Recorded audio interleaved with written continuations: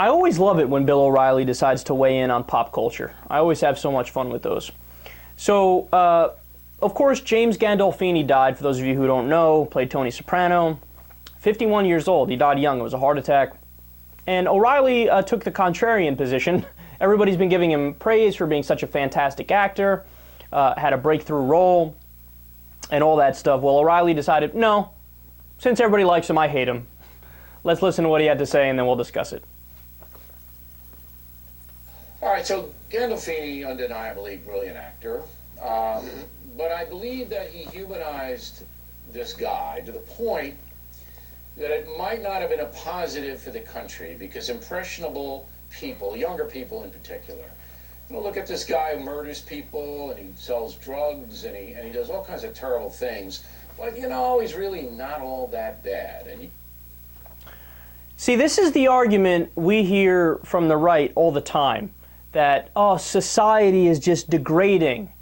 Why? Because of movies, TVs, and video games. Yeah, but really, man, I'm always surprised when people bring that up, because the whole world has movies, TVs, and video games now. And it's not like there's a epidemic of a gangster culture in Australia or South Korea or France or Britain. They have the same movies, or Canada, right? And it's not even like in the United States. Don't get me wrong, we do have a huge problem with gun violence, for example. But maybe that has something to do with the fact that there's 300 million guns available. We're swimming in a sea of guns, so when they're available and there's some crazy people in the culture, like there is in every culture, the marrying of the two is the problem. The access to the guns is the problem. It wouldn't happen if there weren't that many guns, right? But look, that's neither here nor there.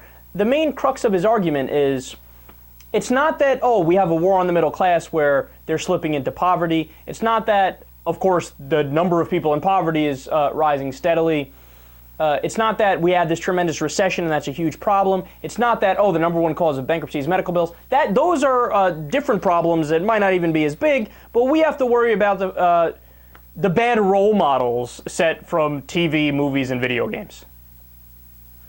All right, I'm going to deconstruct the argument more in a second, but I want to listen to the rest of what O'Reilly has to say. Let's go.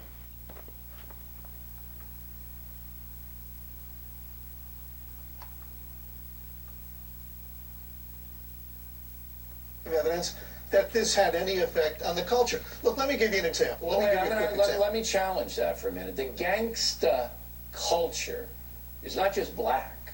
There are a lot of whites who want to be gangstas. This was in that realm. The gangsta. Oh, God, he's so funny, man. Look, my last point on this, and I think this demonstrates it the best. What percentage of American society has seen a gangster movie or violent movies? Roughly about 100%, right? Almost everybody has seen a gangster movie at some point. And how many of those people cannot decipher fiction from reality? And how many of them actually try to live a life of crime after seeing the movie? Well less than 1%. Not even close to a majority. Not even close to 20% or 10%. 5%, right? So, and look, more importantly, what is the alternative to what Bill O'Reilly is doing here, right? He's complaining, oh my God, such a bad influence on our kids, bad influence on our kids, bad influence on our kids. But what is the alternative? Ban all violence in movies? Ban things that you might have a moral objection with, Bill O'Reilly? Look, we're not a police state. We're not North Korea. We're not Saudi Arabia. We live in a free society. And sometimes, yes, in a free society, people seem to cross a line a little bit. But the alternative is a theocracy or a fascist dictatorship or a tyranny. And we know what the lesser of two evils is. We know what makes more sense.